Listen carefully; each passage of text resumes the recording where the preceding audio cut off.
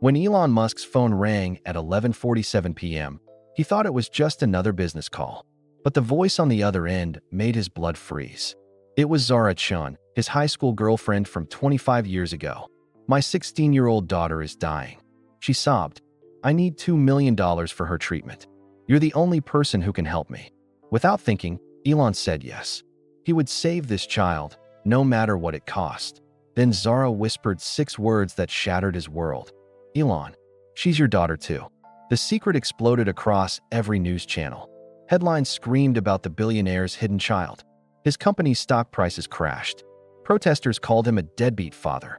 But as Elon raced to the hospital to meet the daughter he never knew existed, 2 deadly questions remained. Could he save her life before it was too late? And what other devastating secret was Zara still hiding that could destroy them all? The clock on Elon Musk's desk glowed 11:47 p.m. Most people were sleeping, but Elon's mind was still racing. He stared at the rocket designs spread across his computer screen. The new Falcon Heavy needed to be perfect. Every bolt, every wire, every tiny piece had to work just right. His office at SpaceX was quiet except for the soft hum of computers. Outside the tall windows, the lights of Los Angeles twinkled like stars. But Elon wasn't looking at the city. He was thinking about Mars. Knock, knock. Elon looked up from his screen. His assistant, Maya, stood in the doorway. Her face looked worried. "I'm sorry to bother you, Mr. Musk," Maya said. "But there's a phone call. The woman says it's urgent. She says her name is Zara Chun." Elon's fingers stopped moving on his keyboard. Zara Chun. That name hit him like a punch to the chest. He hadn't heard it in 25 years. Not since high school. Not since South Africa. "Are you sure that's the name?" Elon asked. "Yes, sir. She's calling from Canada. She sounds very upset." Elon's heart started beating faster. Zara. Beautiful, smart Zara with the bright smile and kind eyes. The girl who believed in his crazy dreams when everyone else laughed. The girl he left behind when he moved to America. "Put her through," Elon said. Maya nodded and closed the door. Elon's phone rang once. He picked it up with shaking hands. "Hello." His voice came out like a whisper. "Elon." The voice on the other end was older now, but he knew it right away. It was Zara. "Oh my God, I can't believe it's really you." "Zara." Elon closed his eyes. "It's been so long. How did you find me?" "Your company's website. I called and told them it was an emergency." Her voice was shaking. "Elon, I'm so sorry to call you like this. I know we haven't talked since we were kids, but I don't know what else to do." Something cold settled in Elon's stomach. This wasn't a friendly call to catch up. Something was very wrong. "What's happened?" he asked. Zara took a deep breath. "I'm at a hospital in Vancouver. It's my daughter, Lily. She's 16, and she's dying." The words hit Elon like a meteor. He sat up straight. In his chair. "Dying? What's wrong with her?" "She has a rare heart condition. The doctors say she needs an experimental treatment. It's her only chance." Zara's voice cracked. "But it costs $2 million. I don't have that kind of money, Elon. I'm a single mom. I work 3 jobs, but it's not enough. I've tried everything. Banks, charities, fundraising. Nothing works."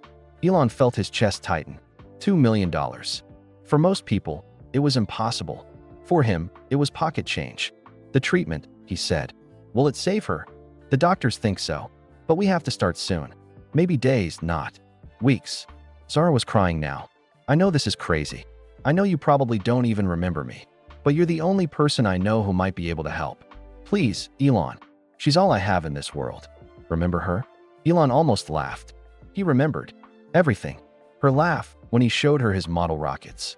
The way she held his hand during scary movies. How she kissed him goodbye at the airport 25 years ago. "Of course I remember you," Elon said softly. "And you don't need to ask twice. I'll have the money sent to the hospital tonight. Whatever she needs." Zara sobbed on the other end of the line. "Thank you. Thank you so much. I don't know how to repay you." "You don't need to repay anything. Just save your daughter." There was silence for a moment. Then Zara spoke again, her voice quieter now. "Elon, there's something else. Something I should have told you a long time ago." "What is it?" Another pause. Elon could hear machines beeping in the background. Hospital sounds. Life and death sounds. "Lily," Zara whispered. "She's not just my daughter, Elon. She's yours too." The phone slipped from Elon's hand and clattered onto his desk. The rocket designs on his computer screen blurred as his world tilted sideways. His daughter. He had a daughter who was dying in a hospital 3,000 miles away. From the phone speaker, he could hear Zara calling his name. But Elon couldn't move. He couldn't breathe. He could only stare at the stars outside his window and wonder how many other secrets were hidden in the darkness. From the phone speaker, he could hear Zara calling his name. But Elon couldn't move. He couldn't breathe. He could only stare at the stars outside his window and wonder how many other secrets were hidden in the darkness. Elon, are you there? Her voice pulled him back. He picked up the phone with trembling fingers. I'm here, he whispered. I know this is a shock. I'm so sorry I didn't tell you sooner.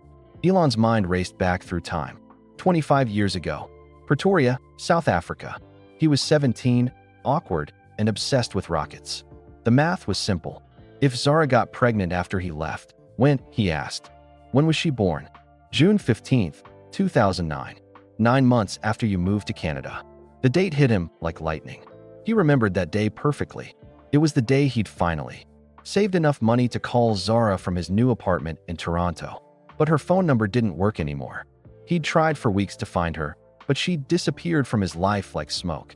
Now he knew why. Pretoria Boys High School, October 1995. 17-year-old Elon Musk sat alone in the computer lab, typing code while other kids played rugby outside. He was tall for his age, but skinny, with messy brown hair and thick glasses. Most kids called him weird. Some called him worse things. The bullies had cornered him again that morning. They'd shoved him into a locker and called him Space Boy because he talked about rockets all the time. His lip was still bleeding from where Jake Morrison had punched him. Excuse me, is this seat taken? Elon looked up. A girl stood next to him, holding a stack of computer books. She had long black hair and warm brown eyes behind stylish glasses. She was pretty, but more than that, she looked kind. No, Elon said, moving his backpack. I'm Elon. Zara Chun. I just transferred here from Hong Kong. She sat down and opened her laptop. What are you working on? Most people didn't ask about his projects. They just rolled their eyes and walked away. I'm writing a program to calculate rocket fuel efficiency, Elon said carefully. It's probably boring. Zara's eyes lit up. Boring? Are you kidding? That's amazing. I love physics. Show me how it works. For the next hour, Elon explained his program. Zara asked smart questions and made helpful suggestions. She didn't laugh when he talked about traveling to Mars someday. She didn't call him crazy when he said he wanted to build electric cars. You know what? Zara said as the bell rang. I think you're going to change the world. Nobody had ever said that to Elon before. November 1995. Come on, Space Boy. Catch up. Elon ran through the school hallway, his backpack bouncing. The bullies were chasing him again, but this time he was smiling. He had somewhere to go. Someone to see. He burst into the computer lab, breathing hard. Zara looked up from her work. Let me guess, she said. Jake Morrison again. How did you know? You get that same look every time he bothers you. Like a scared rabbit. Zara patted the chair next to her. Sit down. I have something to show you. She pulled out a newspaper clipping. It was about a company in America that was trying to build reusable rockets. I thought you'd like this, she said. See? Other people are working on your dream too. Elon read the article twice. His heart raced with excitement. I want to work for them someday, he said. Why work for them? Zara asked. Why not start your own company? Be better than them. Elon stared at her. You really think I could? Elon Musk, you're the smartest person I know. If anyone can build rockets that reach Mars, it's you.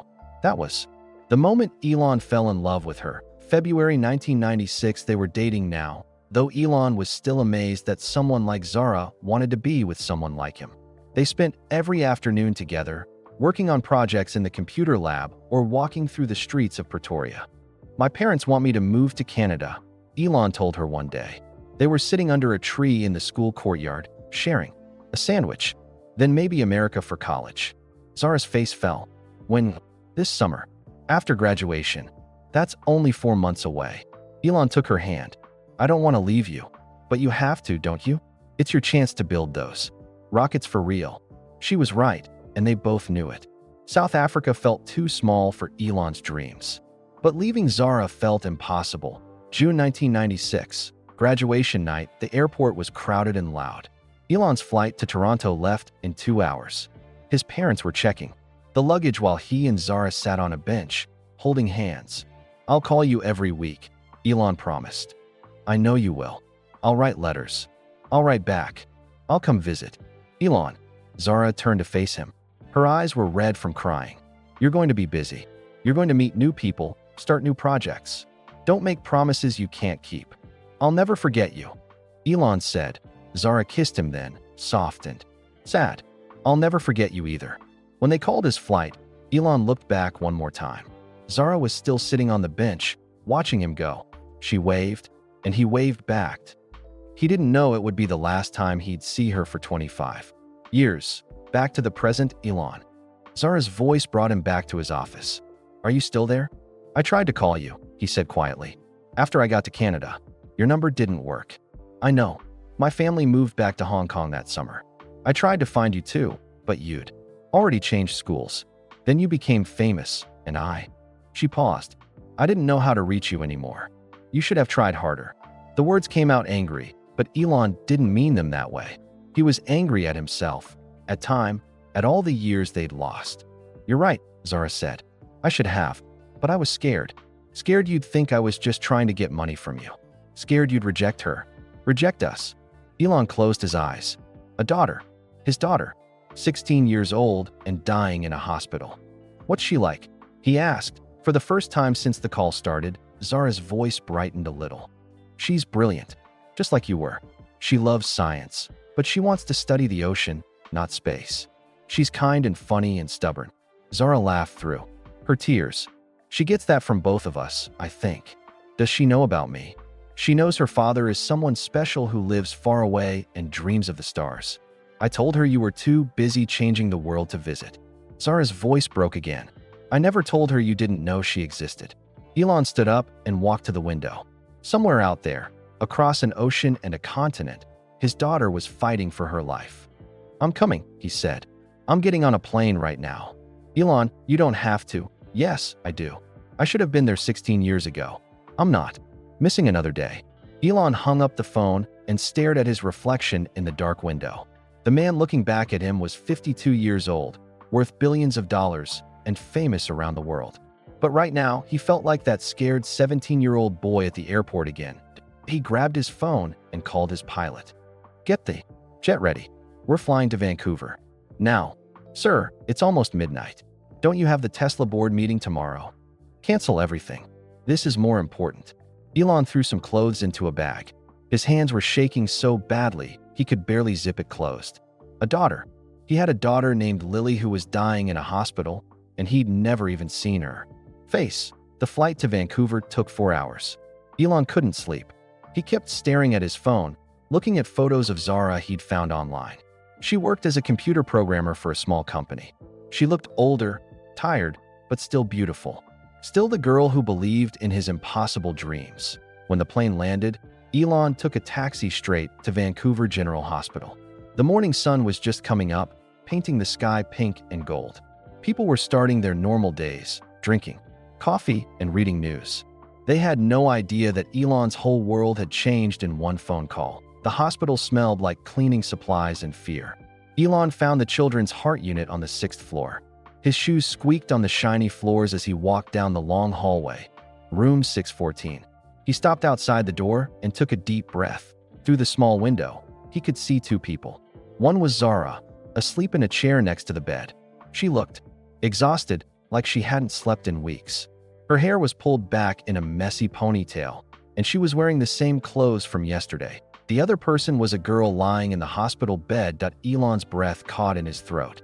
Lily, she was pale and thin, with tubes in her nose and wires attached to her chest. Machines beeped steadily around her bed. But even sick, even unconscious, Elon could see himself in her face. She had his nose, his stubborn chin. Her dark hair was spread across the white pillow like ink. She was beautiful. She was his daughter. And she was dying. Elon knocked softly on the door.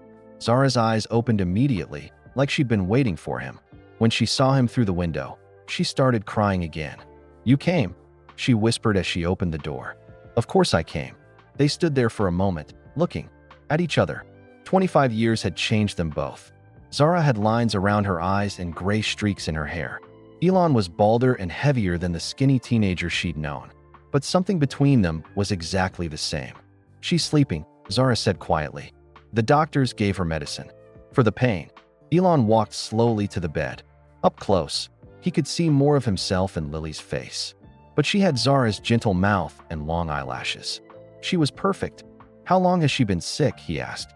2 years. It started with chest pains during gym class.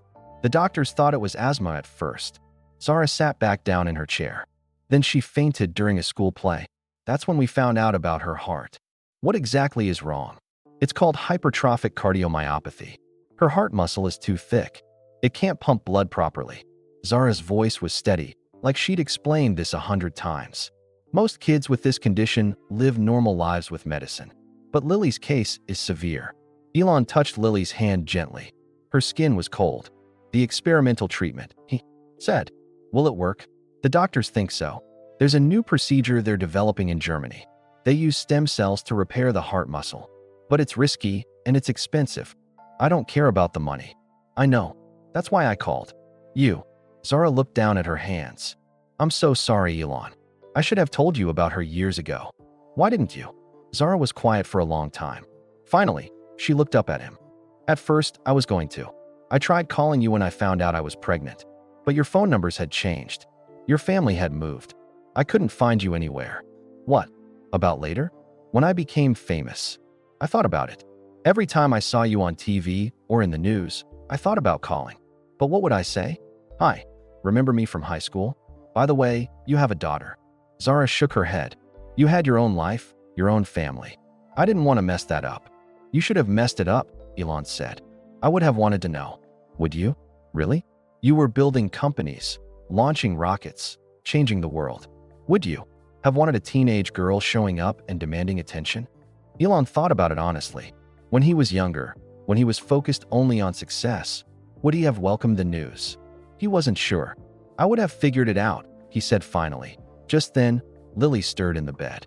Her eyes fluttered open. They were brown like Zara's, but they had that same intense look that Elon saw in the mirror every morning. "Mom." Lily's voice was weak and scratchy. "I'm here, sweetheart." Zara took her hand. "How do you feel?" "Tired." Lily's eyes moved to Elon. "Who's that?" Zara looked at Elon. He nodded. "Lily, this is your father. His name is Elon." Lily stared at him for a long moment. Elon felt like he was being examined by a very smart 16-year-old, which he supposed he was. "You're the rocket guy," she said finally. "I guess I am. Mom always said my dad was someone who dreamed of the stars." Lily tried to sit up, but the effort made her cough. "She said you were too busy saving the world to visit." Elon's heart broke a little more. "I'm here now. Are you really going to help me get better?" "I'm going to try." Lily smiled then, and it was like watching the sun come up. "Cool. I've always wanted to meet a real rocket scientist." Before Elon could answer, a doctor walked into the room. She was a middle-aged woman with kind eyes and tired shoulders. "Ms. Chun, how is she this morning?" The doctor stopped when she saw Elon. "I'm sorry, I didn't know you had visitors." "Dr. Martinez, this is Lily's father," Zara said. "Doctor." Martinez looked surprised but shook Elon's hand. "Mr. Musk." "Elon Musk." The doctor's eyes widened. "The Elon Musk? From Tesla?" "That's me." "Well." Dr. Martinez looked from Elon to Lily and back again. "This is unexpected. I assume you're here about the experimental treatment." "Whatever she needs," Elon said. "Money is not an issue." "It's not just about money, Mr. Musk. The treatment is risky, and even if it works, Lily will need months of recovery. She'll need a completely different lifestyle." "What do you mean?" "No stress, clean air, constant medical monitoring, the kind of care that's hard to provide in a normal home environment." Elon looked at Lily, who was listening to every word. She was smart enough to understand what the doctor was really saying. She might live, but her life would never be normal. "We'll figure it out," Elon said. But even as he said the words, he could see the reporters gathering outside the hospital. Someone had seen him arrive. Someone had taken pictures. By tonight, the whole world would know about his secret daughter. The scandal was about to begin. By noon, the hospital parking lot was full of news vans. Reporters with cameras and microphones crowded around the main entrance. Elon watched from Lily's window as more and more people arrived. Elon Musk's secret daughter revealed. The headline flashed across every news channel. Someone had taken a photo of him walking into the hospital. Within hours, the story was everywhere. Elon's phone buzzed constantly. Text messages from his other children. Angry calls from Tesla's board of directors. Reporters trying to get quotes. He turned it off and shoved it in his pocket. "I'm sorry," he told Zara. "I didn't want this to happen. It's not your fault." But Zara looked scared as she watched the crowd outside. "I just hope they leave Lily alone." They didn't. By evening, the story had exploded across social media. Hashtag Elon's secret daughter was trending on Twitter. People posted angry messages calling Elon a deadbeat dad and worse things. Others defended him, saying he didn't know about Lily. The truth didn't matter. Everyone had an opinion. Billionaire abandons dying daughter, screamed one headline. Musk. Family scandal rocks Tesla stock, said another. Where was Elon for 16 years? Asked a third. Tesla's stock price dropped 15% in one day. Shareholders panicked. Elon's other companies felt the shockwaves too. SpaceX employees fielded angry calls from investors. The Boring Company's new tunnel project suddenly faced protests. But the worst part was the personal attacks. Elon's son from his first marriage called, crying, "Dad, is it true? Do you have another daughter you never told us about?" His daughter from his second marriage was angry. "How could you hide this from us? Don't we matter to you?" Even his mother called from South Africa. "Elon, what have you done?" Elon tried to explain, but the words felt hollow. How do you tell your children that you had no idea their half-sister existed? How do you make them understand that you're not the villain in this story? "I never knew about her," he said over and over. "I would have been there if I had known." But doubt crept into their voices. If he really cared about family, wouldn't he have tried harder to find Zara? Wouldn't he have made sure there were no surprises from his past? The media painted him as a man who cared more about rockets than relationships. They found old interviews where he talked about working 120 hours a week. They quoted him saying that personal relationships were complicated and work was simpler. Outside the hospital, protesters gathered with signs. "Deadbeat billionaire," and "What about Lily?" and "Money can't buy love." Nurses started taking side entrances to avoid the crowds. Patients' families complained about the noise. Hospital security called the police twice. Inside room 614, Lily was getting sicker. "Her blood pressure is dropping," Dr. Martinez told them during the morning. "Check. We need to start the experimental treatment soon." Or, she didn't finish the sentence. She didn't need to. "How soon?" Elon asked. "Days, not weeks. Maybe less." Lily was awake for the conversation. She listened quietly as the adults talked about her life like it was a math problem to solve. "What if the treatment doesn't work?" she asked the doctor. Martinez looked uncomfortable. "Let's focus on making sure it does work." "That's not an answer." "Lily," Zara said gently. "No, Mom. I want to know." Lily looked directly at Dr. Martinez. "What are my chances?" The doctor glanced at Elon and Zara, then back at Lily. "With the treatment? Maybe 70%. And without it? Much lower." Lily nodded like she was taking notes in school. "Okay, when do we start?" Her calm acceptance broke Elon's heart. This brave, smart girl was facing death with more courage than he'd ever shown facing a business problem. "There's something else," Dr. Martinez said.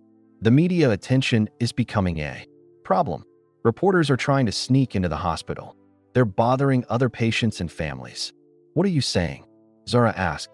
"Maybe you should consider moving Lily to a private facility. Somewhere quieter." "No." Lily's voice was firm. "I like it here. Dr. Martinez is nice, and the nurses know me. I don't want to go somewhere new." "But sweetheart," Zara started. "I said no." Lily's eyes flashed with anger.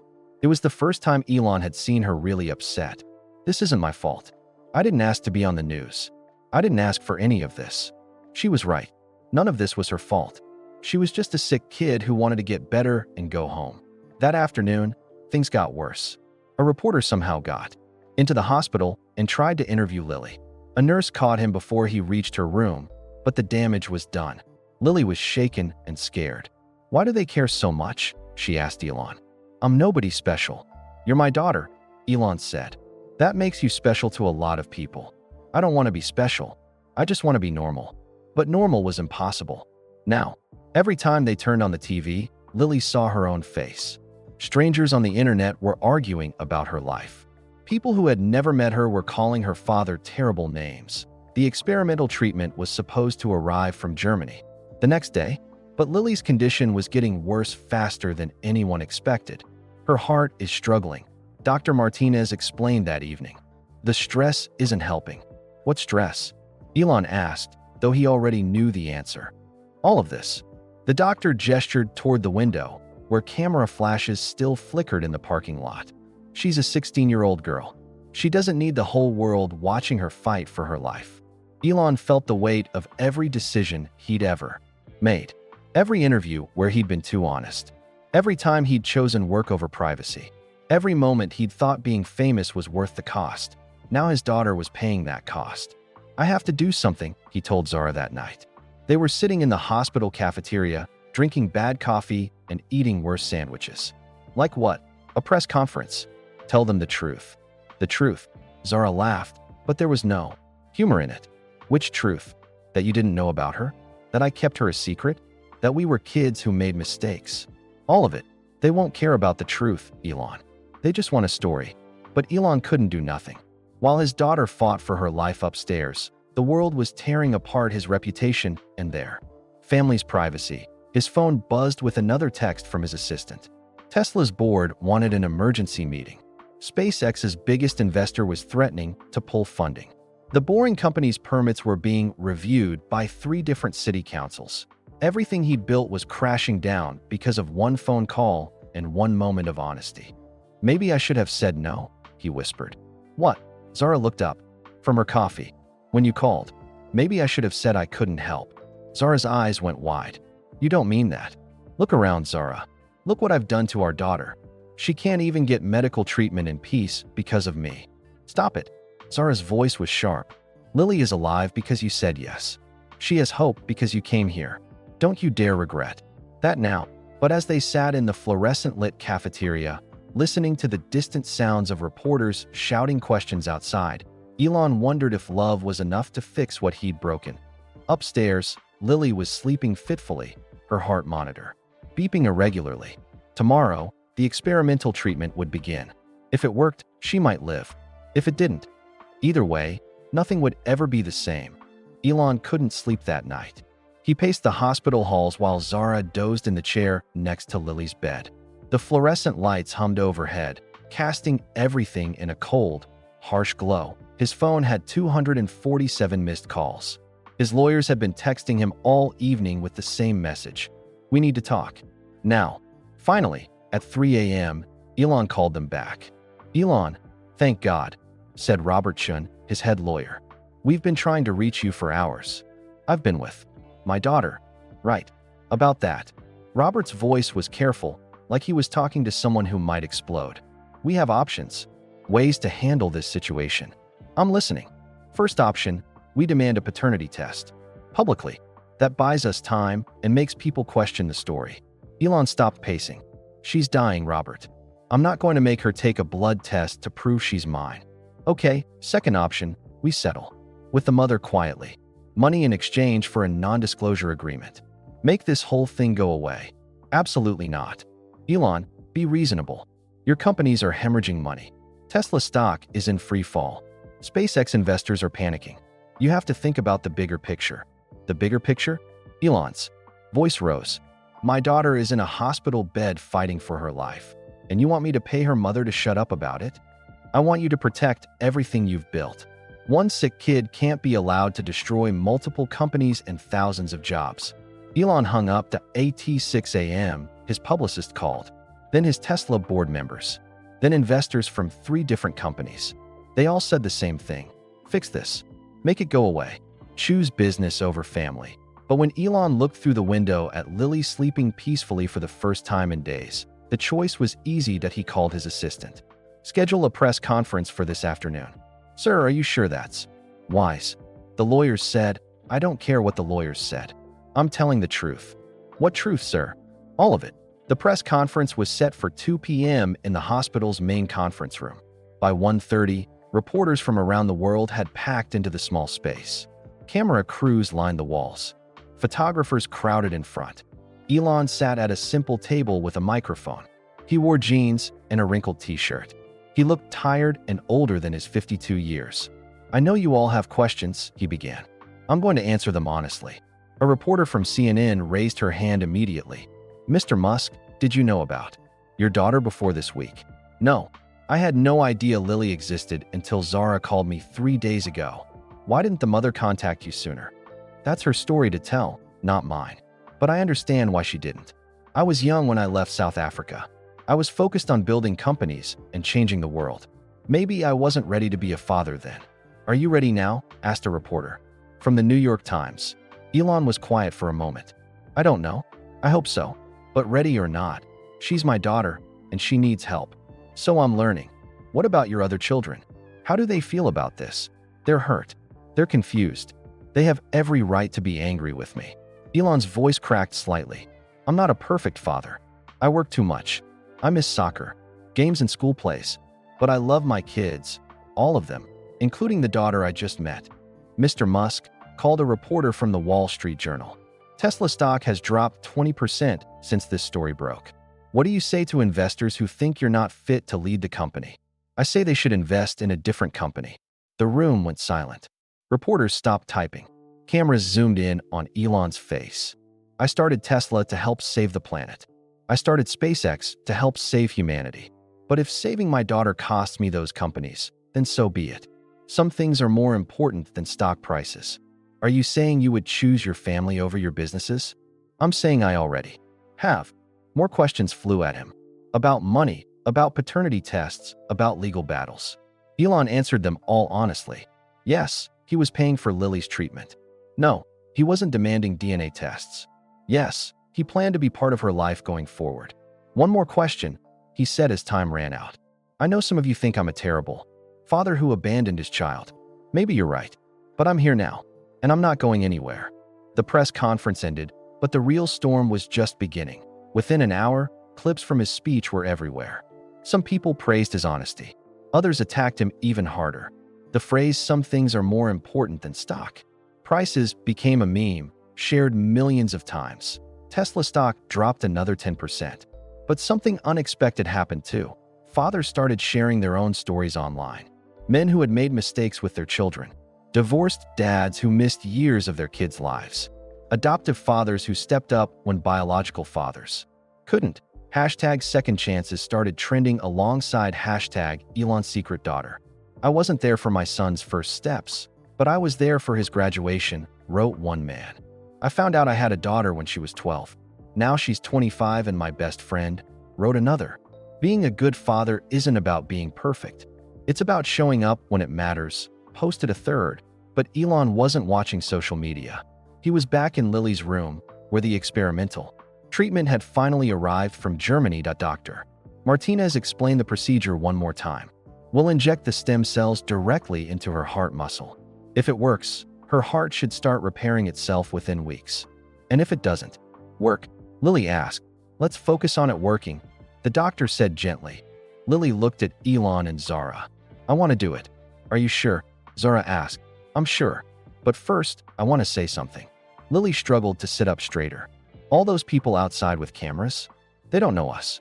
They don't know that you read me stories every night, Mom. They don't know that you flew across the country just to meet me," she said to Elon. Her voice got stronger. "I don't care what they say about us. We're a family now. That's all that matters." Dr. Martinez prepared the injection. Lily squeezed Zara's hand on one side and reached for Elon's on the other. "I'm scared," she whispered. "Me too," Elon said. "But we're scared together," Zara added. The needle went into Lily's arm. The stem cells began their journey to her damaged heart. Outside, reporters waited for news. Stock prices fluctuated. The world watched and judged, but in room 614, three people who barely knew each other held hands and hoped for a miracle. The treatment would take weeks to show results. Until then, all they could do was wait and love each other the best way they knew how. 3 weeks passed. The stem cell treatment was working its way through Lily's body, but nobody knew if it was helping yet. Her heart monitor still beeped irregularly. She still got tired walking to the bathroom. She still needed oxygen tubes in her nose. But something had changed. The family was learning how to be a family. Elon moved into a hotel near the hospital. Every morning, he brought Zara coffee and Lily her favorite blueberry muffins from a bakery downtown. He read her homework assignments out loud when she was too weak to focus. He learned that she loved old movies and hated math, just like her. "Mother, tell me about Mars," Lily said one afternoon. She was having a good day, sitting up in bed and working on a puzzle. "What do you want to know?" "Everything. Why do you want to go there so badly?" Elon pulled his chair closer to her bed. "Because Earth won't last forever. The sun will burn out someday. Asteroids might hit us. We need a backup plan." "That's the science reason," Lily said. "What's the real reason?" Elon smiled. His daughter was too smart for simple answers. "When I was your age, I felt trapped. Trapped by bullies, trapped by people who said my dreams were impossible. Space felt like freedom." He paused. "I guess I still feel that way sometimes." "Do you feel trapped now?" "No. For the first time in years, I feel exactly where I'm supposed to be." Lily smiled and went back to her puzzle. It was a picture of the ocean, blue and endless. Zara watched from her chair by the window. She'd been quiet lately, and Elon could see the worry lines around her eyes getting deeper. "You should go home," he told her one evening. "Get some real. Sleep in your own bed." "I'm not leaving her. I'll stay. She won't be alone." Zara shook her head. "You don't understand. I've been her only parent for 16 years. If something happens to her while I'm gone, nothing will happen. You can't promise that." She was right. Nobody could promise anything. But Elon was learning that being a parent meant showing up anyway, even when you couldn't control the outcome. The media attention was finally calming down. Other news stories had replaced theirs on the front pages. Tesla stock was slowly recovering. Some investors had even called to say they respected Elon's choice to put family first. But not everyone was happy with the new arrangement. Elon's son Griffin called one night, upset. "Dad, you missed my science fair again." "I'm sorry. I'll make it up to you." "How?" "You're too busy with your new daughter." The words stung because they were partly true. Elon was spending more time with Lily than he'd ever spent with his other children. "Griffin, I know this is hard to understand, but Lily is sick. She needs me right now. We need you too. But we're not sick, so we don't matter." Elon didn't know how to answer that. How do you balance the needs of a dying child with the feelings of your healthy children? How do you make everyone feel loved when there's only one of you? "I love you," he said finally. "That will never change." "Love isn't enough, Dad. We need you to show up." After Griffin hung up, Elon sat in the hospital hallway feeling like he was failing everyone. He was trying to be a good father to Lily, but was he becoming a worse father to his other kids? Zara found him there an hour later. "Rough phone call?" she asked. "My son hates me." "No, he doesn't. He's just scared." Zara sat down next to him on the uncomfortable plastic chairs. "Your other children probably feel like they're losing you to us. Maybe they are. Or maybe you're just learning how to be present for all of them." Zara was quiet for a moment. "You know, I used to be angry with you for leaving South Africa. You had every right to be. But watching you with Lily these past weeks, I understand something. You didn't leave because you didn't care. You left because you cared too much. You were trying to build something bigger than yourself. I was 17 and selfish. You were 17 and dreaming. There's a difference." Zara smiled sadly. "I just wish you'd found a way to dream and stay at the same time. I wish I had too." The next morning brought news. Dr. Martinez called them into her office with test results. "Lily's heart function is improving," she said. "Not dramatically, but it's definitely better than 3 weeks ago." Elon felt his chest loosen for the first time in weeks. "Does that mean it's working?" "It means we're cautiously optimistic. Her heart is responding to the stem cells. But we're still in the early stages. How long before we know for sure? Months, maybe longer. And even if the treatment works perfectly, Lily will need ongoing care. Regular checkups, medication, lifestyle changes." "What kind of lifestyle changes?" Lily asked. She'd insisted on being part of the conversation. "No contact sports, limited physical activity, clean air environments, constant monitoring." Dr. Martinez looked at each of them. "Basically, she'll need to live like her heart could fail at any time." "Because it could," Lily said matter-of-factly. "Yes." Lily nodded. "Okay, I can live with that." But Elon could see the sadness in her eyes. She was 16. She wanted to run and play and be normal. Instead, she'd spend her life being careful. That evening, Elon made a decision. "Come to California," he told Zara. Both of you. What? I have the best medical facilities money can build. Clean air. Top doctors. Lily can get the care she needs while still living a real life. Zara stared at him. Elon, I can't just pack up and move across the country. Why not? My job. My life. Everything I've built is here. Build something new. With me. The words hung in the air between them. This wasn't just about medical care. Elon was asking Zara to trust him again, to bet their daughter's life on his promise to be better. I need to think about it, Zara said. But Lily spoke up from her hospital bed. I want to go. Sweetheart, it's not that simple. Why not? Lily looked at both her parents. You spend half your time worrying about my heart and half your time pretending you don't still love each other. Maybe a fresh start would be good for everyone. Elon's eyes met Zara's. His 16-year-old daughter had just called out what they'd both been trying to ignore. 25 years after their goodbye at the airport, they still loved each other. Not the teenage love they'd shared, but something deeper. Something built on shared loss and newfound hope. The offer stands, Elon said quietly. No pressure. Whatever you decide. But as he watched Zara think it over, he found himself hoping harder than he'd ever hoped for a rocket launch or a business deal. He was hoping for a second chance at the family he'd never known he wanted. Zara didn't answer right away. For 3 days, she thought about Elon's offer. She walked the hospital halls at night, weighing her options. Stay in Vancouver with everything. Familiar, or trust the man who had once broken her heart to help save their daughter. On Thursday morning, she found Elon in the cafeteria, staring at his untouched breakfast. I'll do it, she said, sitting across from him. We'll come to California. Elon looked up, surprised. Really? Lily needs the best care possible. And you're right about the clean air and better facilities. Zara paused. But I have conditions. Name them. This isn't about us getting back together. This is about Lily. I need my own place, my own space. Of course. And I want a job. I'm not going to be your charity case. What kind of job? I'm a software engineer. I'm good at what I do. Elon smiled. Actually, Tesla needs someone to work on the autopilot programming. The position pays well, and you can work from home when Lily needs you. Zara raised an eyebrow. Are you offering me a job just because you feel guilty? I'm offering you a job because you're smart and I need smart people. The guilt is just a bonus. Despite everything, Zara laughed. It was the first time Elon had heard her really laugh since they were teenagers. Okay, she said. But if you're a terrible boss, I'm going back to Canada. Deal. When they told Lily the news, she smiled bigger than she had since entering the hospital. Are we really moving to California? She asked. We really are, Zara said. Will I be able to see the ocean?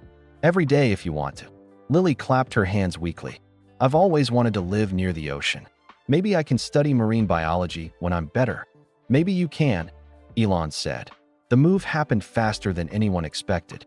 Elon bought a house in Malibu, 20 minutes from his Tesla offices and 5 minutes from the best heart hospital on the West Coast. It wasn't a mansion, just a comfortable place with big windows that looked out over the Pacific Ocean. He bought a second house next door for Zara and Lily. Close enough to help, far enough to respect Zara's need for independence. You bought 2 houses, Zara asked when she saw them. I wanted you to have your own space, but I also wanted to be close in case. He didn't finish the sentence, but they both knew what he meant. In case Lily got worse. The first few weeks in California were strange. Lily was stronger than she'd been in months. The clean ocean air seemed to help her breathing. The new doctors were optimistic about her progress. But living near Elon was complicated for all of them. His other children came to visit, curious and slightly jealous of their new half-sister. Griffin, the son who'd called upset about the science fair, was polite but distant. His daughter Kai was more welcoming, bringing Lily books and teaching her to play video games. They don't trust me yet, Lily told Elon one evening. They were sitting on her back deck, watching the sunset over the ocean. Give them time. This is hard for them too. Did you love their mothers the way you loved mine? The question caught Elon off guard. That's complicated. Everything's complicated with adults, Lily said. But I think mom still loves you. She gets this look on her face when you're around. What kind of look? Like she's trying not to smile. Elon had noticed the same thing. When he brought dinner over, or when they worked together on Lily's schoolwork, there were moments when the years seemed to disappear. Moments when they were just Elon and Zara again, not 2 adults trying to figure out how to co-parent, but Zara was careful to keep her distance. She thanked him for everything, but she never stayed for dinner when he offered. She never lingered when he came to check on Lily.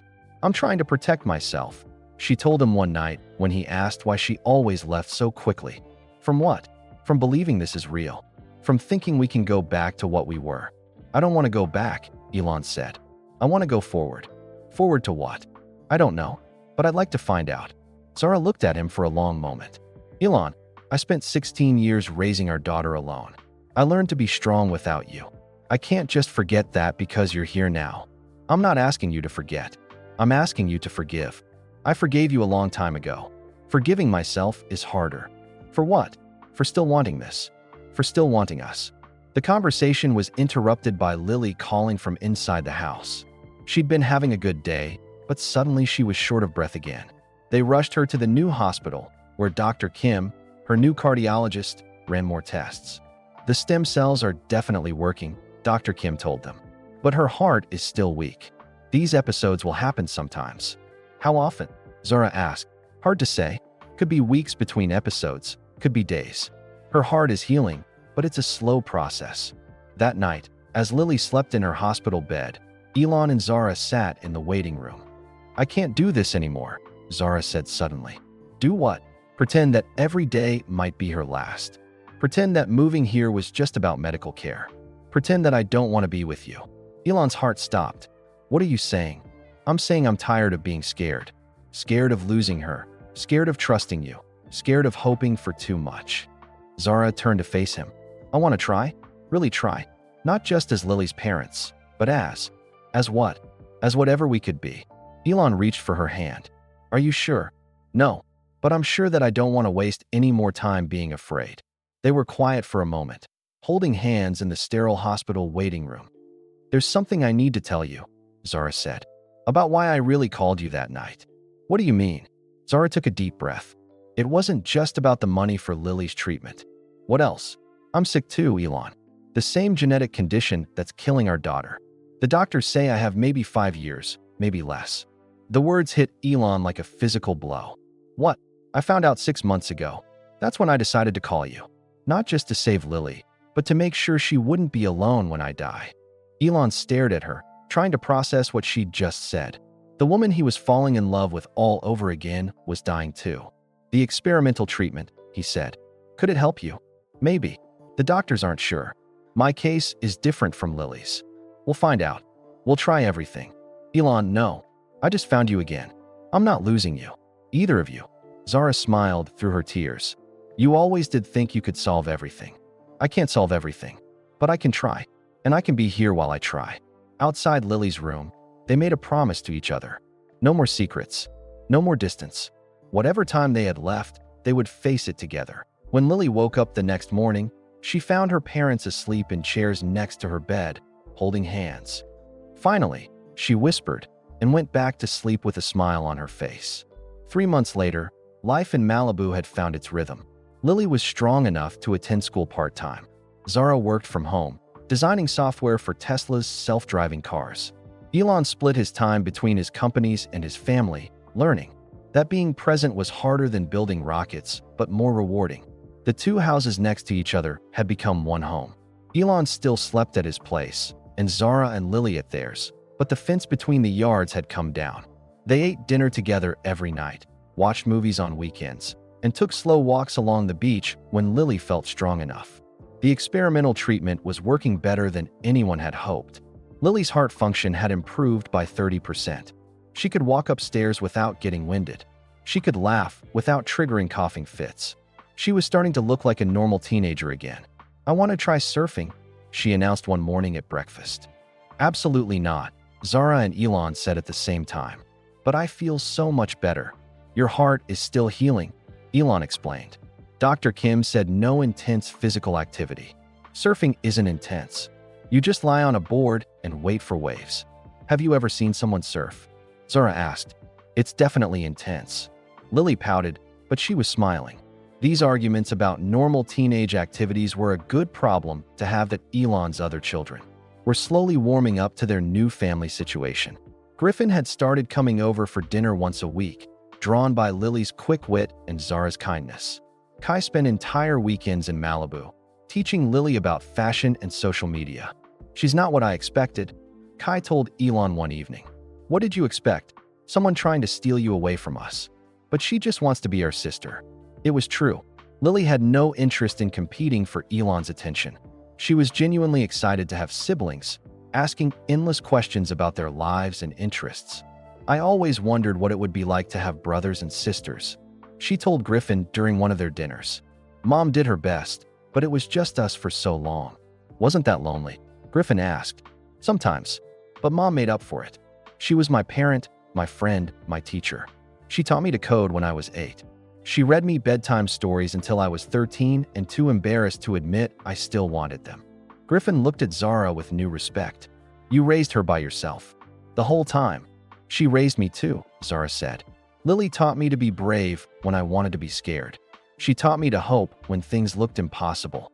The medical progress was remarkable, but it came with new challenges. The experimental facility Elon had built in his backyard looked like something from a science fiction movie. It had machines that monitored Lily's heart 24 hours a day, oxygen chambers for when she needed extra help breathing, and enough medical equipment to stock a small hospital. It's like living in a spaceship, Lily joked.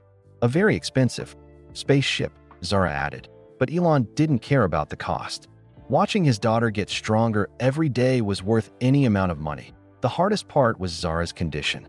The same stem cell treatment that was helping Lily wasn't working as well for her. Her heart was older, more damaged. The genetic condition had progressed further before they caught it. We need to try more aggressive treatment, Dr. Kim explained, during one of their weekly appointments. But it's risky. How risky? Elon asked. There's a 30% chance of complete heart failure during the procedure. And without the procedure? Zara asked. Your condition will continue to worsen. Maybe 6 months, maybe 2 years. Hard to say. Lily had insisted on being part of these conversations. She was 16, she argued, old enough to understand what was happening to her family. I want Mom to try the risky treatment, she said. Sweetheart, it's not your decision, Zara said gently. Yes, it is. You saved my life by calling Dad. Now let us save yours. It's different. You're young. You have your whole life ahead of you. So do you. Lily's voice was getting louder. You're only 42. That's not old. Lily's right, Elon said. We have to try. But Zara was scared. Not of dying, but of leaving Lily too soon. They'd just become a family. They'd just found happiness. The idea of risking it all on a dangerous procedure felt like gambling with everyone's future. I need time to think, she said. That night, Elon found Zara sitting on the beach behind their houses. The moon was full, turning the ocean silver. You're going to try the treatment, he said, sitting down next to her. How do you know? Because you're the same person who called me for help when Lily was dying. You don't give up when people need you. What if I die during the surgery? What happens to Lily then? Then I raise her. We raise her. Griffin and Kai help. She becomes part of our family completely. You do that. Zara, I love her like I've loved her for 16 years. She's my daughter. Of course I'd do that. Zara was quiet for a long time, listening to the waves crash against the shore. There's something else I'm scared of, she said finally. What? What? If I live? What if the treatment works and I have years left? She turned to look at him. What happens to us then? What do you want to happen? I want what Lily wants. I want us to be a real family. Not just two people co-parenting, but actually, together. Zara's voice was barely above a whisper. I want to marry you, Elon. I want to grow old with you. I want to be happy. Elon felt his heart skip a beat. Is that a proposal? Maybe. Is that an answer? Instead of responding with words, Elon kissed her. It was their first real kiss since they were teenagers, soft and careful and full of 25 years of missed chances. When they broke apart, Zara was crying. I'm going to try the treatment, she said. I know. And if I live, then we plan a wedding. And if I don't, then we make every day until the surgery count. They sat on the beach until sunrise, making plans for both possibilities. If Zara lived, they would get married on this beach with Lily as their maid of honor. If she didn't, they would spend her remaining time creating memories that Lily could hold onto forever. When they went back inside, they found Lily awake in the kitchen, making breakfast. Did you guys figure it out? She asked. Figure what out? Elon said, whether you're getting married. Zara laughed. How did you know we were talking about that? Because you've been dancing around each other for months. And because I heard Dad ask Mom to marry him when you thought I was asleep yesterday. You heard that? Elon asked. I hear everything. These walls are thin. Lily grinned. So, are you getting married or not? Elon looked at Zara. She nodded. We're getting married, he said. Lily hooped and threw her arms around both of them. Finally, I was starting to think I'd have to lock you in a room together. When? Zara asked. Tomorrow, Elon said. Before the surgery. Whatever happens, I want you to be my wife. Tomorrow is crazy. Everything about this is crazy. Let's be crazy together. So they planned a wedding in 18 hours. Nothing fancy, just their family on the beach at sunset. Griffin and Kai flew in from San Francisco. Elon's mother came from South Africa. Zara's parents arrived from Hong Kong. The ceremony was simple. Lily walked Zara down the sandy aisle. Elon's son Griffin was his best man. They exchanged vows they wrote themselves, promising to love each other through whatever time they had left. I promise to be present, Elon said. I promise to be brave, Zara said. I promise to never leave you again. I promise to never stop believing in your impossible dreams. When they kissed as husband and wife, Lily cheered louder than anyone. That night, as they celebrated with their families, nobody talked about the surgery scheduled for the next week. Nobody mentioned the risks or the possibilities of failure. They just celebrated love that had waited 25 years to find its way home. But happiness, they were about to learn, is fragile. 5 days after the wedding, everything changed. Lily woke up at 3 a.m. clutching her chest. Her heart monitor was screaming alarms that pierced the quiet night like broken glass. Elon and Zara rushed to her room to find her gasping for breath, her face gray with pain. It hurts, she whispered. Something's wrong. The ambulance ride to the hospital felt endless. Lily's heart rate jumped between too fast and too slow. The paramedics worked over her with urgent, quiet voices. Elon held Zara's hand so tight their fingers went numb. At the hospital, Dr. Kim met them at the emergency room doors. What happened? Elon demanded. Her body is rejecting the stem cell treatment, Dr. Kim said as they rushed down the hallway. It's rare, but it happens sometimes. What does that mean? Zara asked. It means her heart is attacking the very cells that were trying to heal it. They wheeled Lily into surgery immediately. For 18 hours, Elon and Zara sat in a waiting room that smelled like disinfectant and fear. They didn't talk much. They didn't eat. They just held each other and watched the clock move with impossible slowness. Griffin and Kai came as soon as they heard. Elon's mother flew back from South Africa. Zara's parents returned from Hong Kong. The whole family gathered to wait and worry together. She's going to be okay, Griffin said, trying to sound confident. She's tough. She's the toughest person I know, Kai agreed, but Elon could see the fear in their eyes. In just a few months, they'd grown to love Lily like she'd always been. Their sister. The thought of losing her was unbearable. 9 p.m., Dr. Kim finally came out of surgery. She looked exhausted. How is she? Zara asked before the doctor could even sit down. She's alive.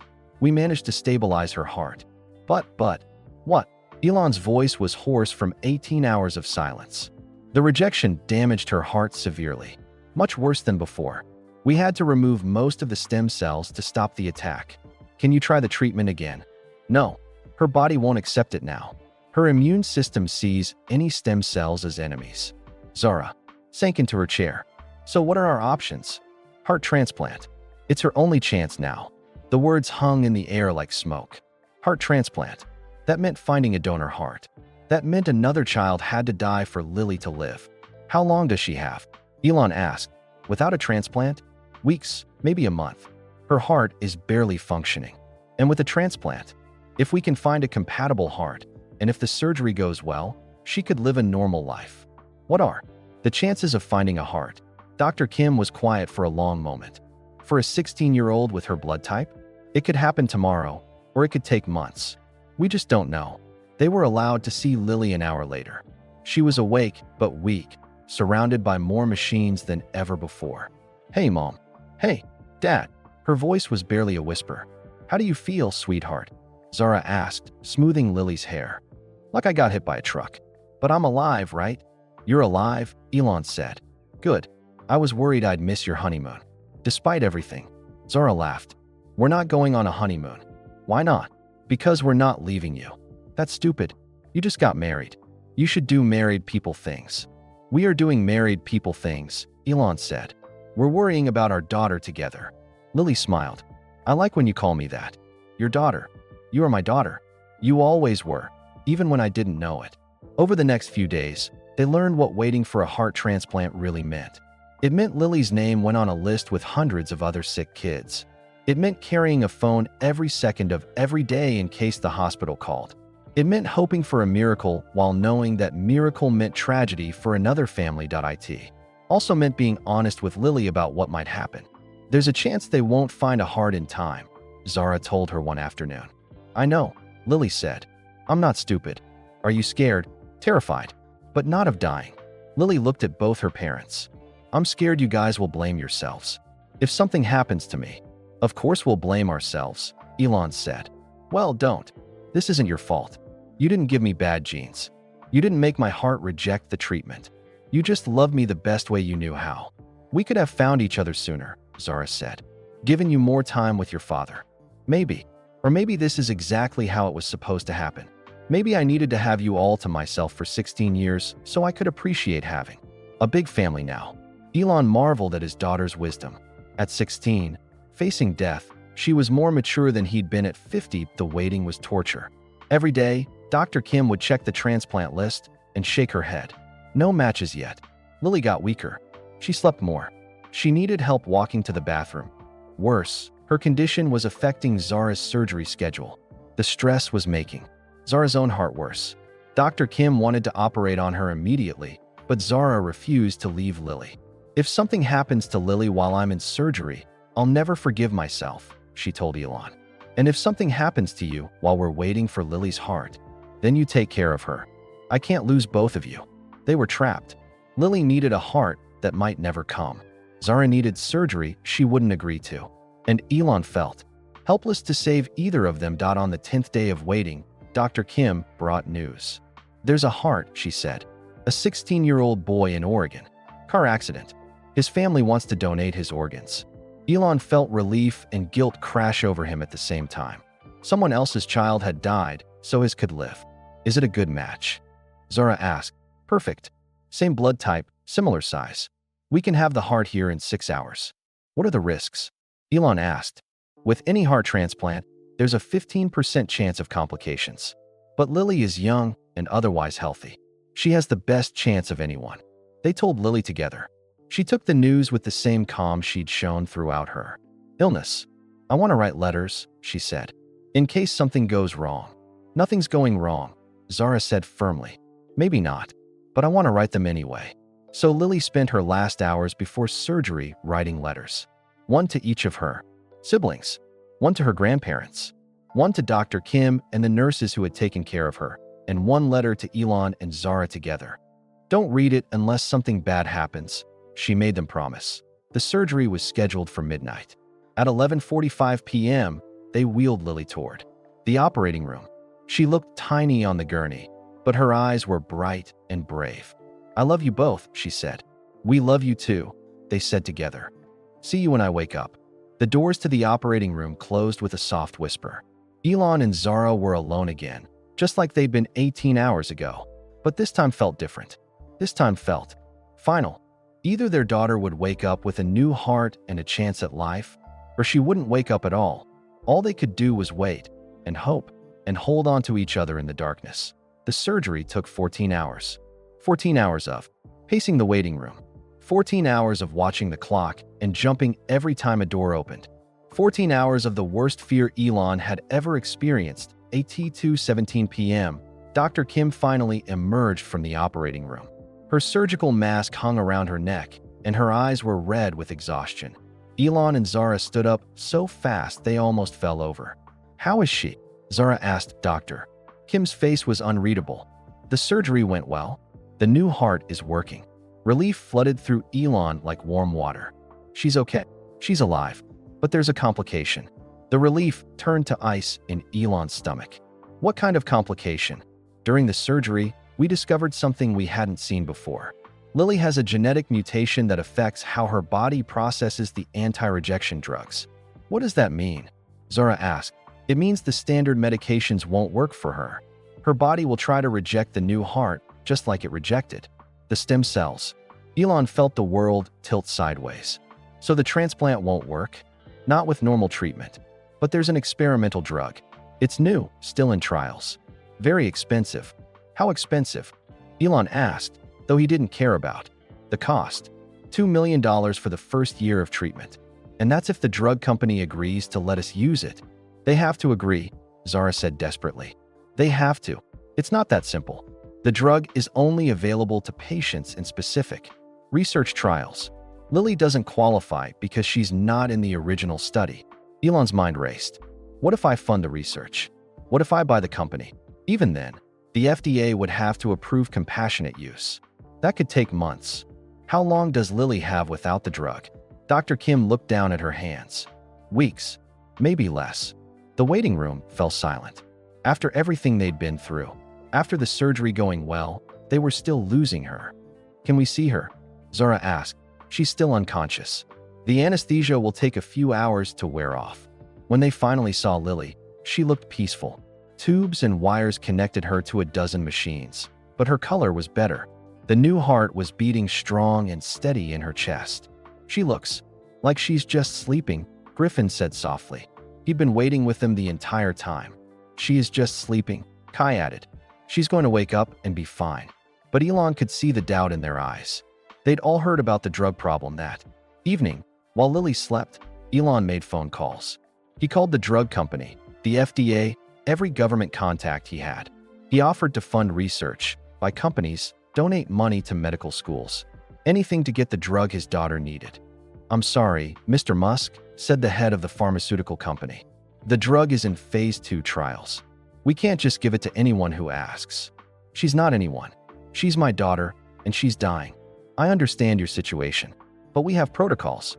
If we make exceptions, even for you, it undermines the entire research process. Then let me buy the whole company. It's not for sale. Everything's for sale. Not this, Mr. Musk. Not at any price.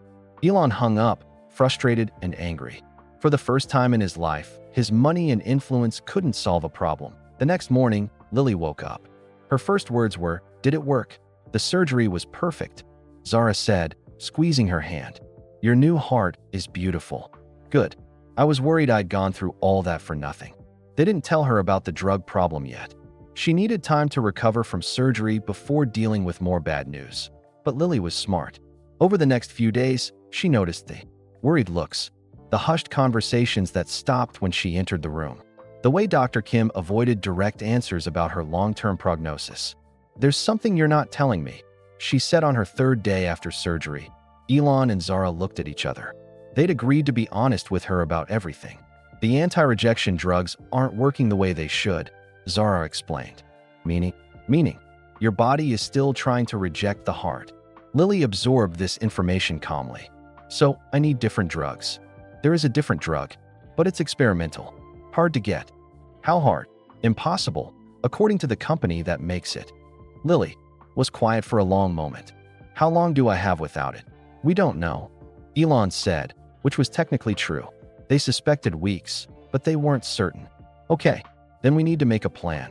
"What kind of plan?" Zara asked. "A plan for if the drug doesn't work out." That afternoon, while Lily napped, Elon got an unexpected phone call. "Mr. Musk? This is Dr. Sarah Chun from Phoenix Children's Hospital. I'm listening. I understand your daughter needs the experimental anti-rejection drug." "That's right. We have a patient here, a 12-year-old boy named Marcus. He's been on the drug for 6 months as part of our trial." Elon's heart started beating faster. "And Marcus is dying, not from heart rejection, but from cancer. The drug can't help him anymore. He has maybe days left." "I'm sorry to hear that." His parents heard about your daughter's situation. They want to give her Marcus's remaining doses." Elon was speechless. A family losing their own child wanted to help save his. "There's enough for maybe 3 weeks, Dr. Chin continued. "It won't cure her, but it might buy time to find another solution." "Why would they do this?" "Because Marcus asked them to. He said if he can't use the medicine to live, maybe another kid can." Tears ran down Elon's face. "How do we make this happen?" "The family is flying to Los Angeles tonight. They'll bring the medication personally. When Elon told Zara and Lily about Marcus and his family, Lily started crying. I want to talk to him, she said. Before he can't talk anymore. They arranged a video call that evening. Marcus was thin and pale, but his eyes were bright with kindness. Hi, Lily, he said, his voice weak but clear. Hi, Marcus. Thank you for sharing your medicine with me. I can't use it anymore. But you can. That makes me happy. Are you scared? Lily asked. A little. But my mom says I'll see my grandpa again. He died last year. I miss him. I think you will see him. And I think he'll be proud of what you're doing for me. Take care of yourself. Okay. Get better. I will. I promise. Marcus died 2 days later. His parents, the Johnsons, came to the hospital to deliver the medication personally. We wanted to meet the girl our son helped, Mrs. Johnson said through her tears. He was a hero, Lily told them. I'll never forget him. He would have liked you, Mr. Johnson said. He always rooted for the underdogs. The medication bought them time, but not enough. 3 weeks later, they were back where they started. Lily needed more of the drug, and there was none available. That's when Dr. Kim brought them news that changed everything. There's been a development, she said. The pharmaceutical company has agreed to provide the drug. What changed their minds? Elon asked suspiciously. Someone bought the company yesterday. The new owner has authorized compassionate use for Lily. Elon looked confused. Who bought it? Dr. Kim smiled. Someone who cares more about saving lives than making profits. It took Elon a moment to understand. Then he looked at Zara, who was trying not to smile. You bought the drug company? He asked her. I used my Tesla salary and the money from selling my house in Vancouver, and I may have borrowed against my future earnings. Zara, that must have cost everything I had and more.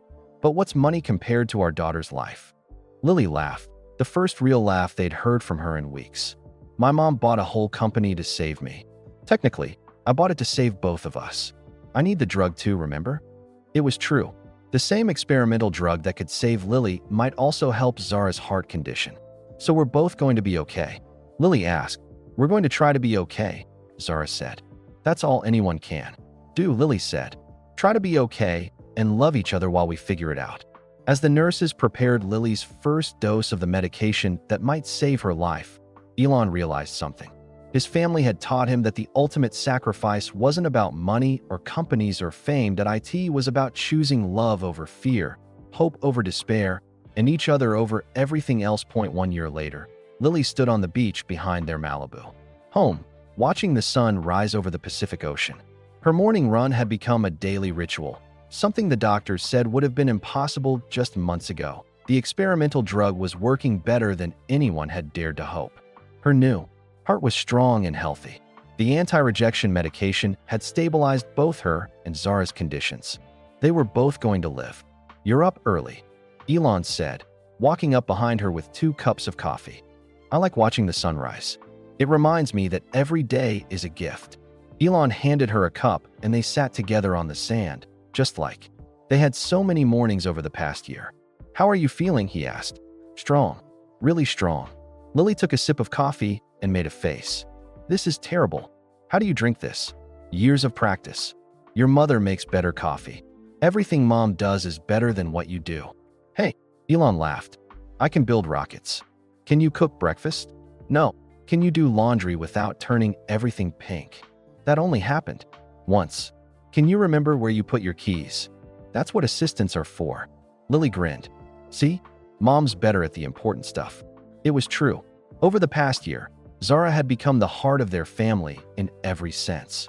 She organized their schedules, remembered everyone's birthdays, and somehow kept track of all the children's activities and needs. Elon's other kids had fully accepted Lily as their sister now. Griffin was teaching her to drive, though Elon wasn't sure that was a good idea.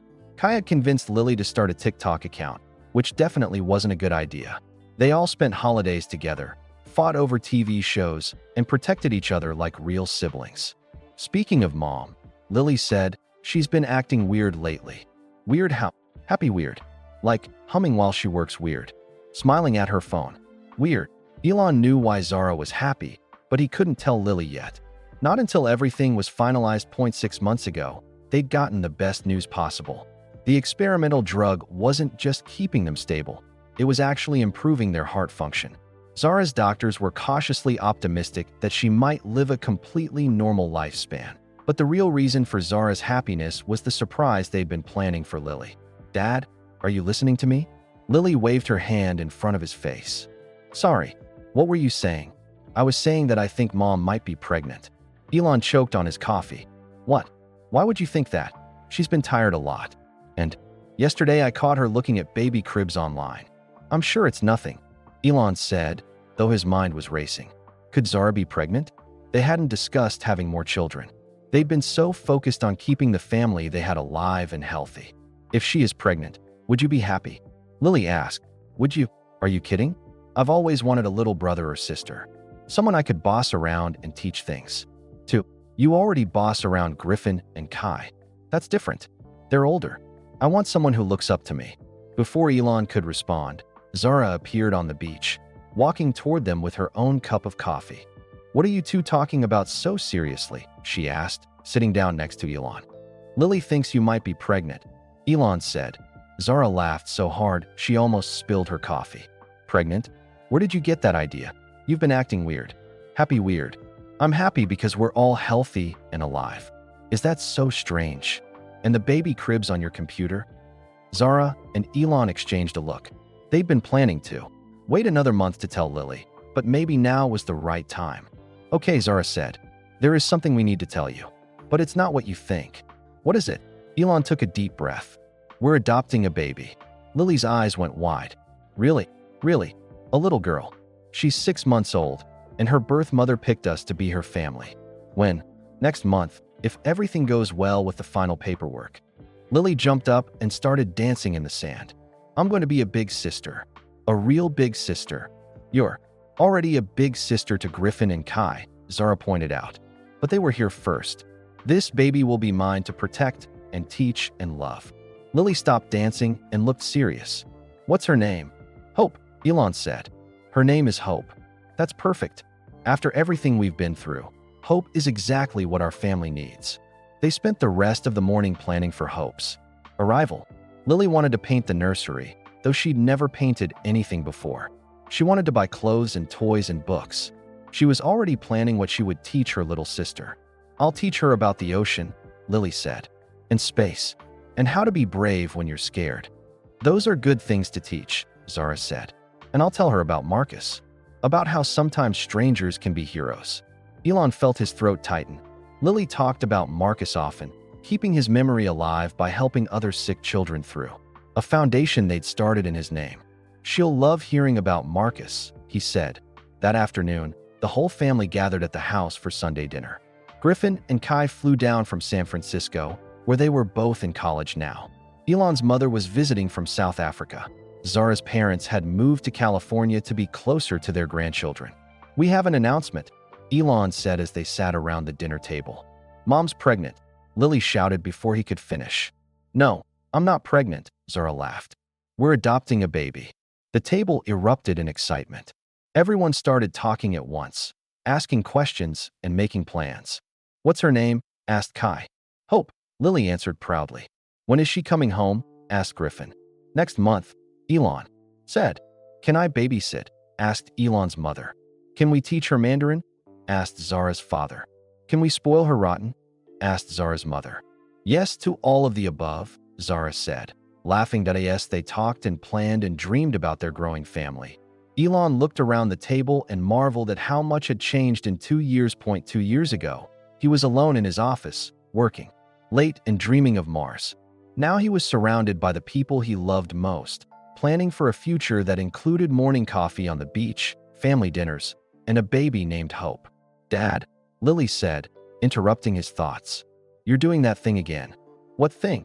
"That thing where you look like you're trying to solve a really complicated math problem." "I'm just thinking about how lucky we are." "We're not lucky," Griffin said. "We're blessed." "What's the difference?" Kai asked. "Luck is random," Lily said. "Blessing is earned. We earned this family by choosing to love each other even when it was hard." Elon realized his 16-year-old daughter was right. They hadn't been lucky. They'd been brave. Brave enough to call for help. Brave enough to forgive. Brave enough to try again after everything went wrong. After dinner, as the family cleaned up and shared stories, Elon stepped outside with Zara. The sun was setting over the ocean, painting the sky pink and gold. "Are you happy?" he asked her. "Happier than I ever thought possible, even with everything we went through. Especially because of everything we went through. The hard times made the good times sweeter. Do you ever wonder what would have happened if you hadn't called me that night?" Zara was quiet for a moment. "Lily would have died. I would have died. And you would have spent the rest of your life building rockets and never knowing what you were missing. I would have missed everything that matters. But you didn't miss it. That's what counts." Inside the house, they could hear Lily playing piano while the others sang along. She'd learned to play during her recovery, saying that music helped her heart heal. "She's remarkable," Elon said. "She gets that from you. She gets that from both of us. But mostly, she gets it from herself." As they watched their family through the window, Elon thought about the letter Lily had written before her heart surgery. The one they'd never had to read because she survived. Last week, she'd finally shown it to them. It was full of love and forgiveness and wisdom that seemed impossible from someone so young. "Don't blame yourselves for anything," she'd written. "You both did the best you could with what you knew. Now do better with what you know now." That's what they were doing. Every day, they were doing better with what they knew now. Next month, they would bring Hope home. She would grow up in a house full of love and laughter, surrounded by siblings who would protect her and parents who would never take a single day for granted. "Come on," Zara said, taking his hand. "Let's go join our family." As they walked back into the house, Elon realized that he'd finally learned the most important lesson of his life. The greatest adventure wasn't reaching Mars or building companies or changing the world. The greatest adventure was coming home. 2 years later, Lily stood at the podium in her high school auditorium, looking out at hundreds of faces. It was graduation day, and she was the valedictorian. The girl who had almost died 3 times was now giving the speech that would send her class into the world. In the front row, her family beamed with pride. Elon sat next to Zara, holding 2-year-old Hope on his lap. Griffin and Kai flanked their grandparents, all 4 of them wiping away tears. Dr. Kim was there too, along with several nurses who had become like family. "When I was 16, Lily began, her voice clear and strong. I thought my life was ending. I was sick, scared, and sure that I would never see my 18th birthday. I definitely didn't think I'd be standing here today, about to start college." She paused, looking directly at her parents. "But I learned something important during those dark days. Life isn't about how much time you have. It's about what you do with the time you're given." The audience was completely silent, hanging on every word. "I also learned that heroes come in many forms. Sometimes heroes are doctors who work 18-hour surgeries. Sometimes they're parents who drop everything to save a child they just met. Sometimes they're 12-year-old boys who give their medicine to strangers." In the audience, Mr. and Mrs. Johnson, Marcus's parents, smiled through their tears. They'd become part of the extended family, honoring their son's memory by helping other sick children. "My father taught me that we can send rockets to Mars," Lily continued. "My mother taught me that the most important journeys happen right here, in the space between hearts. And together, they taught me that it's never too late to come home." She looked out at her classmates, young people who had watched her fight for her life and win. "As we leave here today, remember this. Family isn't just the people you're born to. Family is the people who show up when you need them most. Family is the people who love you not because you're perfect, but because you're perfectly yourself." The auditorium erupted in applause. Elon found himself standing, clapping until his hands hurt. Around him, the entire audience was on their feet. Lily walked across the stage to receive her diploma. As she shook the principal's hand, Elon remembered the first time he'd seen her in that hospital bed in Vancouver. Pale, weak, fighting for every breath. Now she was radiant with health and possibilities. After the ceremony, the family gathered for pictures. Hope, now a chubby toddler with Lily's eyes and Zara's smile, insisted on being in every photo. "Sister," Hope giggled, reaching for Lily. It was one of her favorite words. "I'm here, little one," Lily said, scooping her up. "I'm always here." The party that evening was held on the beach behind their house. Friends from school, family from around the world, and medical staff who had saved their lives all mingled on the sand. Chinese lanterns hung from palm trees, and a band played soft music as the sun set over the Pacific. Speech. Speech, Griffin called out as the evening wound down. I already gave a speech today, Lily protested. That was for your class, Kai said. This one's for us.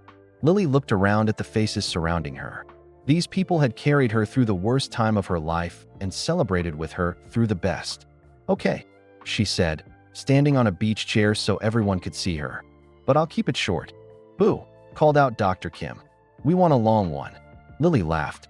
5 years ago, if someone had told me I'd be graduating as valedictorian, going to Stanford to study marine biology, and speaking at my own party on a beach in Malibu, I would have said they were crazy.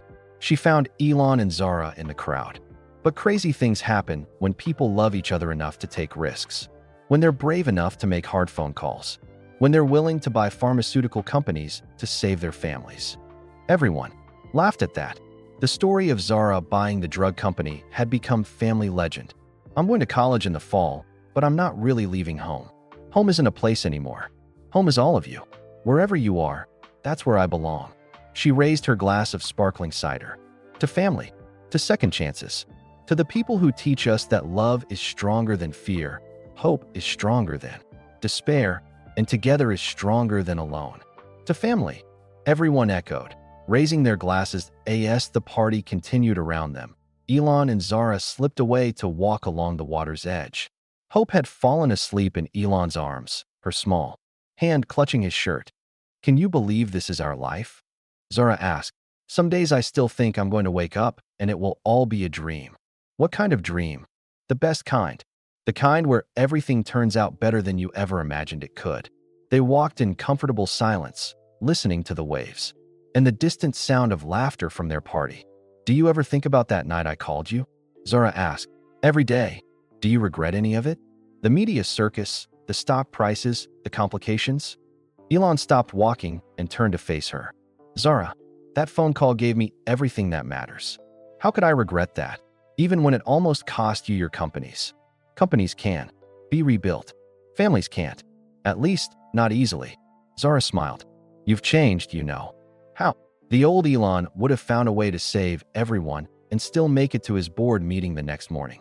This Elon knows that some things are more important than board meetings. This Elon has better priorities. This Elon has a family that needs him. This Elon has a family that saved him. Above them, fireworks suddenly lit up the sky.